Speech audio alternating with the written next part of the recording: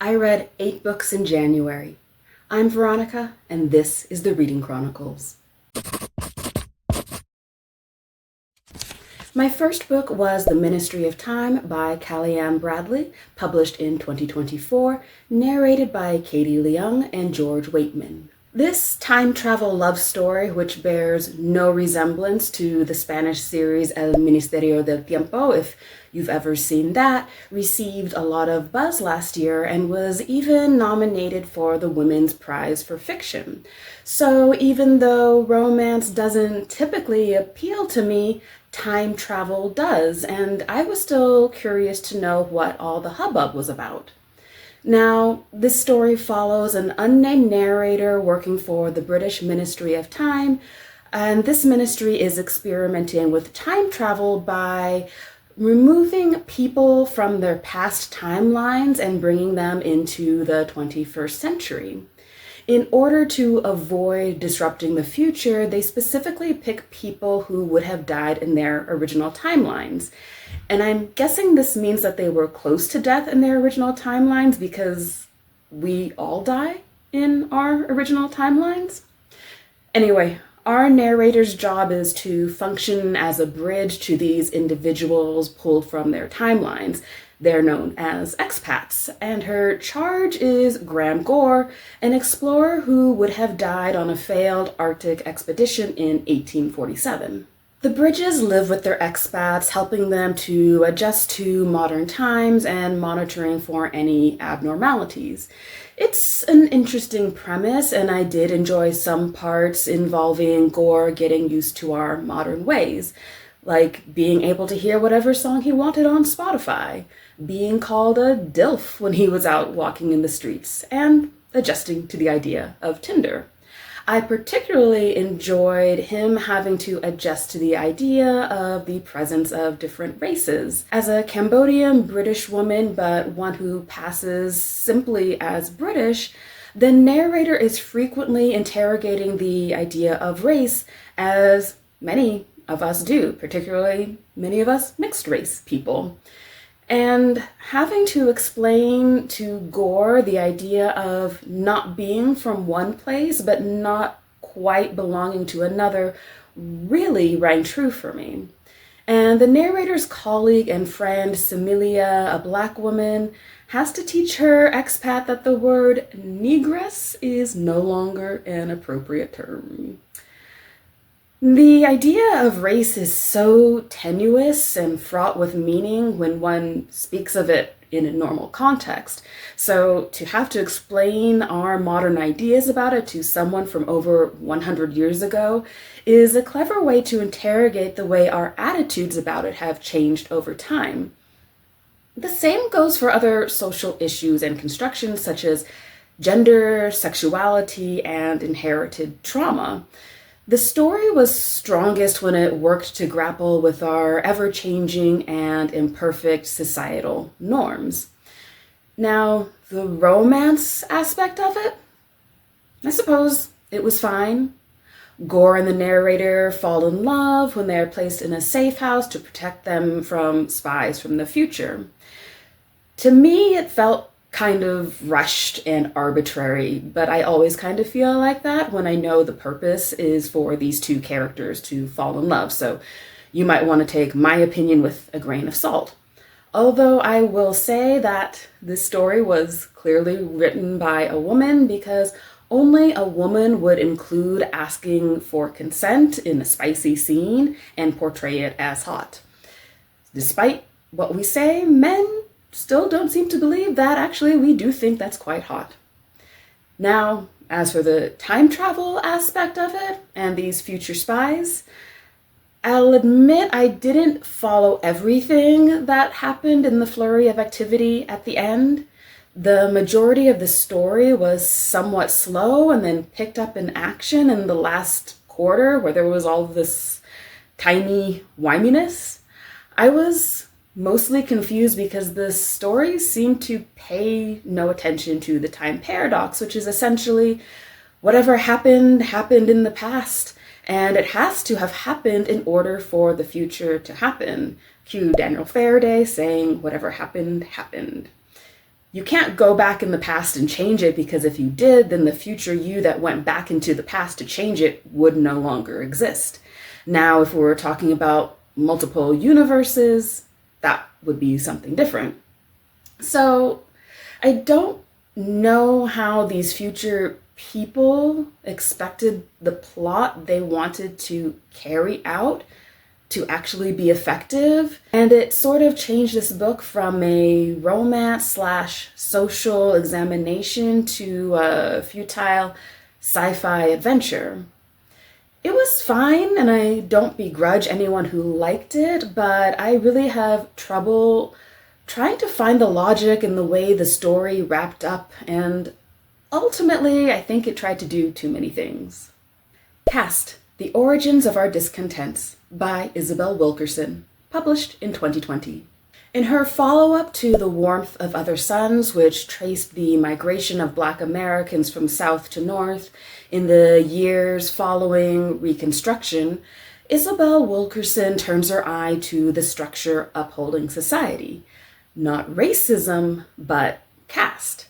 Now, caste is not a term that we often use here, and when we do, we usually use it to refer to other countries, typically India, where the caste system is overt and unescapable.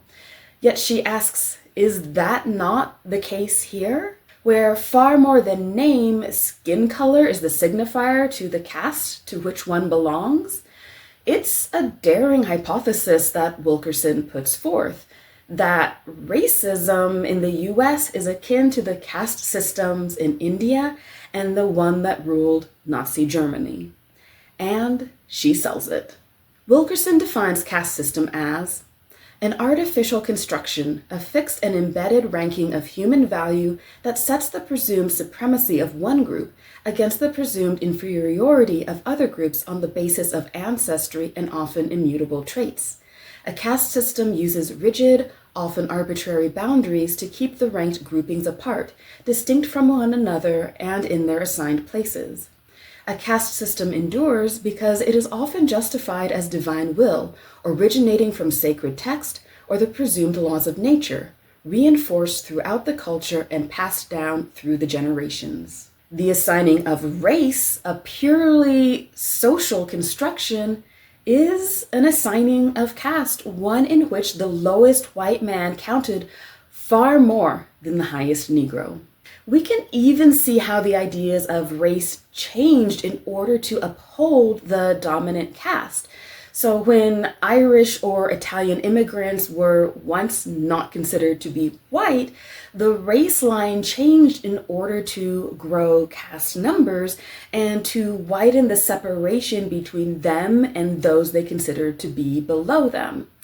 And while reading this, I was reminded of the Chris Rock bit in one of his comedy sets. I think it was on a Netflix special, where he says that not even the janitor would trade places with him, and he's rich. This is exactly the sort of caste system that Wilkerson is writing about. One where one's place in society matters far more than one's abilities or intellect or even financial worth. I found Wilkerson's elucidation of the Indian caste system to be fascinating and mind-boggling, that society could believe a person to be at a certain level of worth simply based on one's religion, village, and last name. To me, it seemed completely arbitrary, which it is, and difficult to comprehend. But then I remembered many of my English language learning students asking me to help them understand what was happening during the Black Lives Matter protests of 2020. They didn't fully understand the weight of race here, and they believed, as they had been taught, that Martin Luther King Jr. had ended racism and it wasn't a problem anymore. What seemed to me plain and strong as day was simply incomprehensible to them. Now, Wilkerson's comparison of the caste system in the US to the one in Nazi Germany is simply chilling. as she reports that they looked to the US for inspiration for ways to institutionalize racism, to adopt our laws on intermarriage and immigration in order to make Jewish people the scapegoats for Germany's loss at the end of World War I. Even taking from us the idea of matrilineal race, which allowed slaveholders to create new enslaved people with impunity. The difference here? Germany does not commemorate the oppressors with statues and monuments and souvenirs. Meanwhile, the Confederate flag was marched through the Capitol in Washington, D.C. on January 6, 2021. The one criticism I have for the book is that sometimes Wilkerson endeavors to insert personal stories to what I feel was the detriment of the overall examination of caste.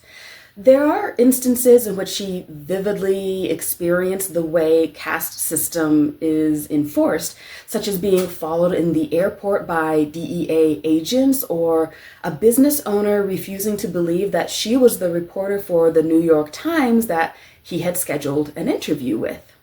This and occasional over-explaining of the absurdities of caste distinctions can feel as though she may be trying very hard to convince the reader that what she's writing about is true.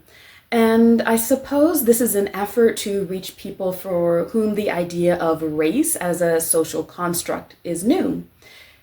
Yet I also have to believe that these people are largely not her audience. For those of us who experience race every day, it can feel a little bit like being talked down to. But I suppose if even just one person who truly believes that race is not an issue gains a little bit of understanding through Wilkerson's words, it will have been worth it.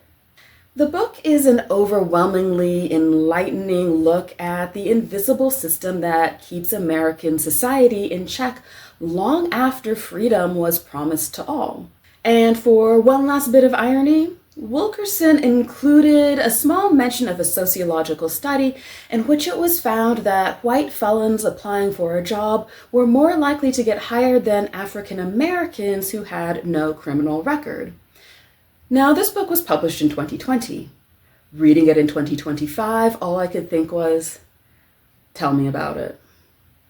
One Day, Everyone Will Have Always Been Against This by Omar El-Akkad, published in 2025. As this won the National Book Award last year, I'll be giving it a little bit more in-depth look in a future video, wrapping up those winners. Here I'll say that this was a tough follow-up to Caste. It centers on the war in Palestine and functions partly as a memoir of El-Akkad's experiences as an immigrant, father, and journalist, and partly as the examination of the failure of Western politicians and society to do anything in regards to the genocide of innocent Palestinians. Just as the way we now look back on colonization or the Holocaust, El-Akkad believes that one day we will acknowledge this failure and shake our heads at how terrible it was that this was allowed to happen, but such hindsight falls short when people are losing their lives in the present. This book is a hard read, not just because of the subject matter, but because he's right. And it's even such an incredible privilege to be able to say that this is a hard read because we're just reading about what's happening. We're not the ones living it. I commend El-Akkad for acknowledging his own privilege too, in being able to fly into a war zone as a journalist and leave the next day, and for choosing to raise his daughter in the US for the reason that there's no point in taking her to Egypt where he grew up because it'll simply be easier this way. The fact that we have a choice is what gives us privilege.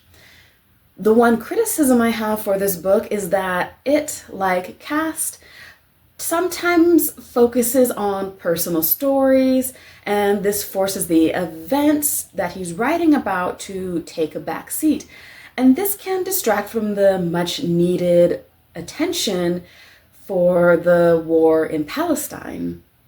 But like Caste, I recognize that personal events are sometimes the only way to get readers invested in what's happening to a group of people to which they do not belong.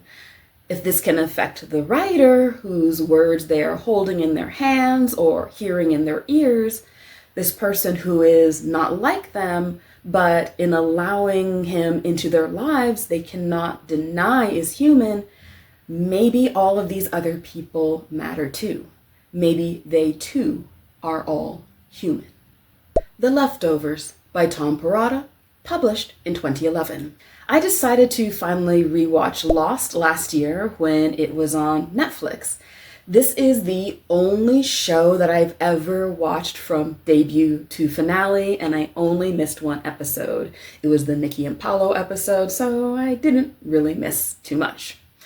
Although I don't love the ending, I still love the show, but I had never rewatched it in full. To my delight, I discovered that Joanna Robinson, who I follow on the Prestige TV and House of R podcast, had a Lost Rewatch podcast in 2019 to 2021, where she and co-host Dave Gonzalez and Neil Miller rewatched the show and discussed it for both those who had never seen it before and those who had seen it, or at least those who didn't mind getting spoiled. This is a long way around of saying that multiple mentions of Damon Lindelof's other show, The Leftovers, were made, leaving my interest about this show piqued. But I knew that it was based on a book, so of course I had to read that first. And that is how I came to read The Leftovers. Now, I'm not exactly sure what I was expecting it to be, but my previous experience with Perrotta's work, Election and Little Children, should have prepared me for the idea that this would be sort of a suburban melodrama. But in this case, it follows the residents of Mapletown after a rapture-like event they refer to as the sudden departure. Some people just mysteriously disappeared one day, and others were left on Earth, reeling from their absence. The novel mainly focuses on the Garvey family, husband Kevin, the town's mayor, who makes the effort to keep going as if nothing much has happened, daughter Jill, who was once a stellar student but whose interest in school has been slipping as her friendship with the less academically inclined Amy has been growing, son Tom, who had a similar severance with school and decided to follow a prophet-like figure, self-dubbed Holy Wayne, who leaves him questioning people's intentions even more than when he first arrived, and wife Lori, who a year after the sudden departure leaves her family to join the Guilty Remnant, a group of people who believe it is their mission to resist the return to normalcy and the forgetting of the sudden departure. They all wear white, take vows of silence, smoke cigarettes to show their faith, and follow people silently through the town. And that's really what this story is about. How do we carry on in the face of momentous change? Now, in addition to the Garveys, we also have Nora Durst, who plays a central role.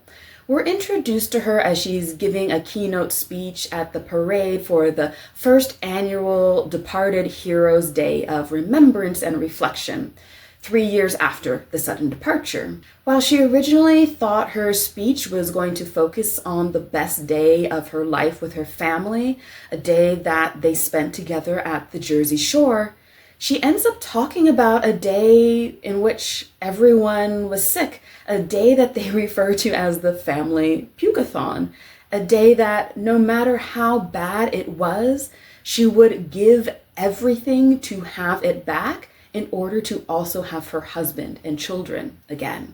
Now, there's no explanation for the sudden departure. This is not a meditation on what happens after we leave this earth, but a look at the people who continue to live, how they change, withdraw, attempt to forge new relationships, try to find higher meaning exploit others, strive to become better versions of themselves, or given to cowardice. I wouldn't say this is a particularly deep spiritual exploration, but more a look at grief and the mundanity of moving on in what is otherwise quiet, boring suburbia. I know this book was published in 2011, but I imagine it felt different reading it then than it does reading it after the pandemic. I will say that the end doesn't necessarily go off the rails, but the action does ramp up in a way that the majority of the book doesn't quite lead up to. Suffice it to say, a number of post-sudden departure beliefs people take stock in turn out to be far less genuine than they purported themselves to be, leaving followers betrayed in ways they hadn't expected. In all, it was a perfectly fine book, although I didn't find it to be anything too special. Given the way that Joanna and crew talk about the TV show, I'm even more intrigued to watch it now. James and the Giant Peach by Roald Dahl, published in 1961. In the future, I'm going to do a little bit of a deep dive into this book as one of the books that inspired me to become a reader. I'm particularly interested in the controversy that now surrounds Roald Dahl and how his books have been sanitized for modern readers. So I'll just say here that if you've never read the book, it focuses on a boy named James who, at 4 years old, has to go live with his Aunt Sponge and Aunt Spike because a trip to the zoo turned deadly for his parents. Ironically, or perhaps fittingly, these aunts are basically the proto-Dursleys, calling James disgusting and keeping his room as sparse as a prison cell. Now, James accidentally spills some magic seeds? It wasn't quite clear what they were in the yard, and a peach begins growing on a tree that was previously barren. The aunts try to make money off of it when it grows and grows to a, gigantic size. Eventually, James crawls inside the peach where he meets a glowworm, a grasshopper, a centipede, an earthworm, a silkworm, a ladybug, and a spider, and they all set off on an adventure together. I remember loving this story when I was a kid. Does it hold up? You'll have to find out later in that video. The Invisible Life of Addie LaRue by V.E. Schwab, narrated by Julia Whalen, published in 2020. One of my sub-goals for the year is to listen to audiobooks more often, particularly with books that I'm somewhat interested in, but not really interested enough in them for them to take up what little physical book reading time I have. Hence the reason I listen to The Ministry of Time and the reason why I listen to The Invisible Life of Addie LaRue. I was also curious to listen to a book narrated by Julia Whalen, who I've heard lauded on various podcasts.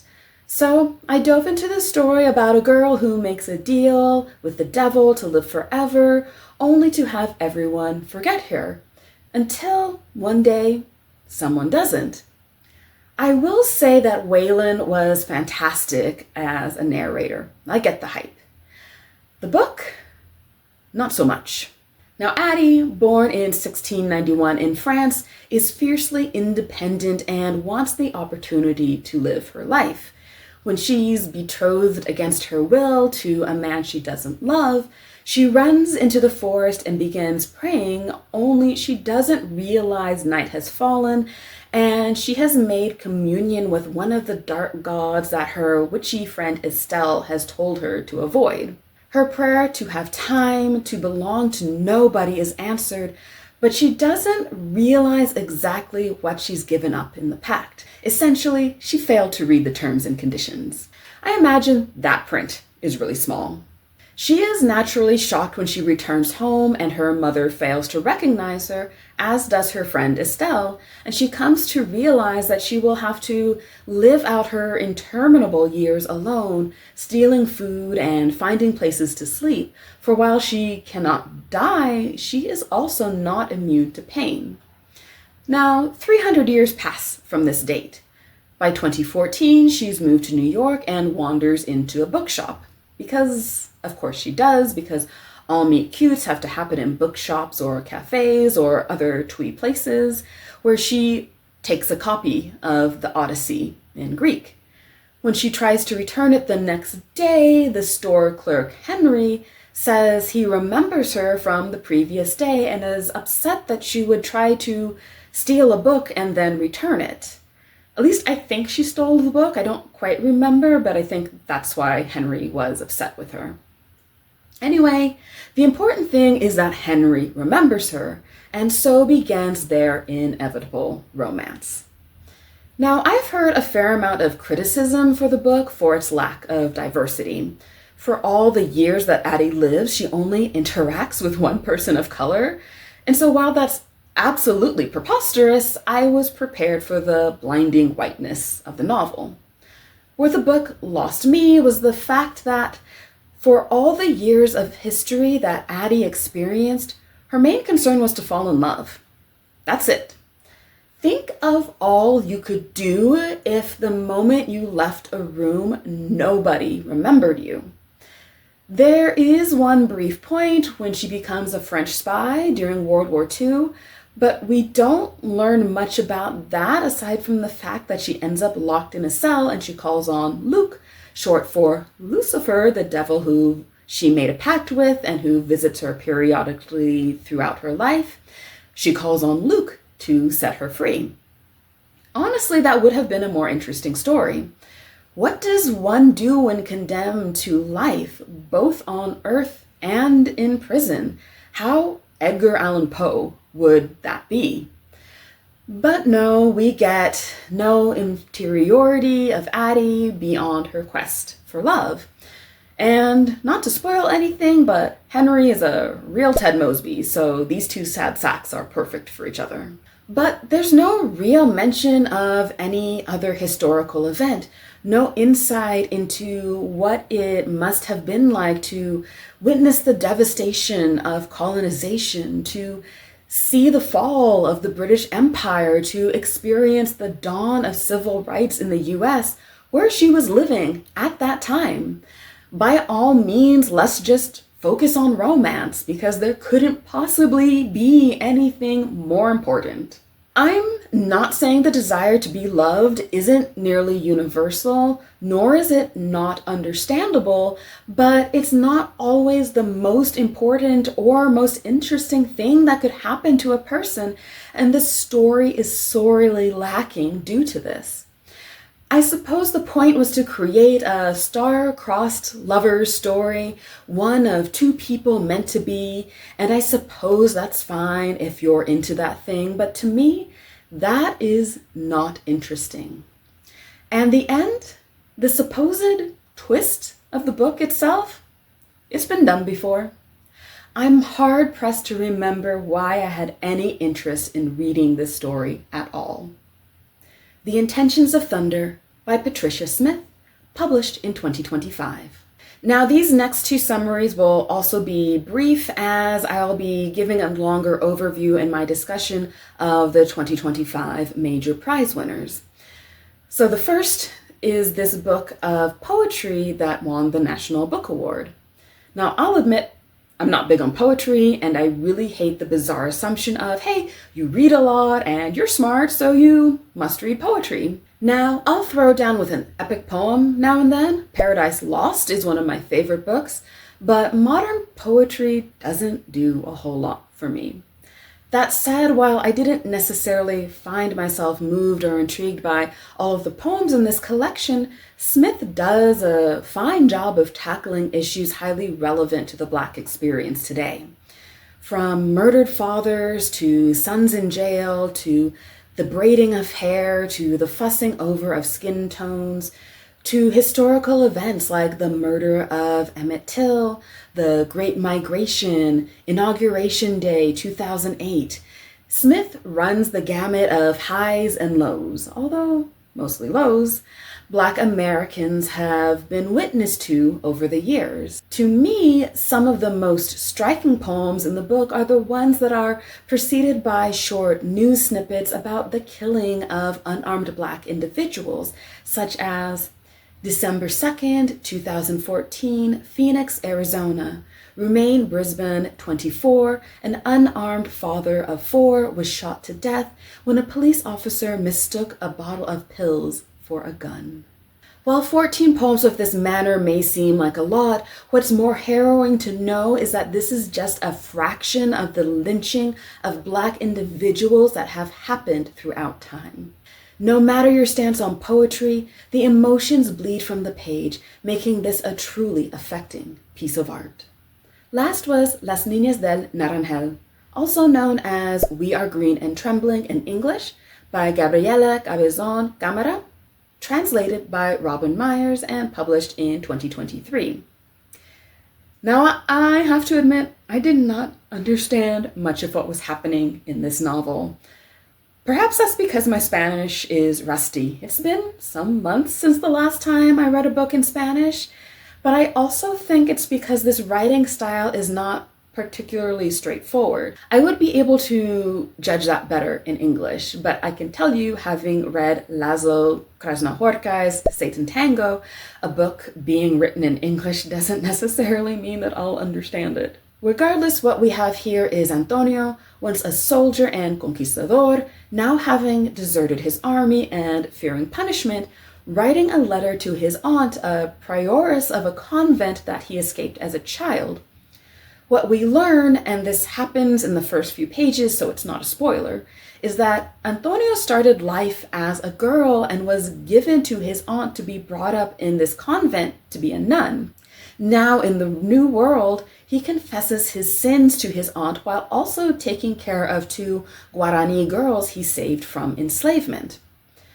Now, what I found difficult here is that the narrative veers between Antonio writing the letter to his aunt, reflecting on the past, and getting interrupted by the girls while he's writing, and the actions of the Spanish conquistadores as they marched through the jungle, committing acts of violence along the way.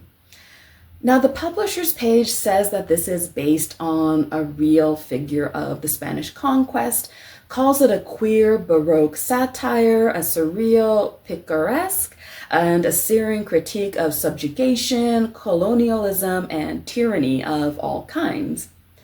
In some parts, I had trouble discerning between what was happening right now and what was a memory, although there was one part I really, really wish I didn't understand perfectly. But I also had trouble connecting the girls' questions and chatter, sometimes written in Guarani, about the nature of God to the rest of the story. Although, as I thought about it a little more, that seems to be in juxtaposition to the conquistadores supposedly being on a mission from God. I'll just say it's a shame that I didn't understand it better, and I'll have to do a little bit more research to understand it more so I can talk about it a little bit more in depth. All right, those were my 8 books for January. What have you read so far? Let me know in the comments what has stood out. See you in the next video.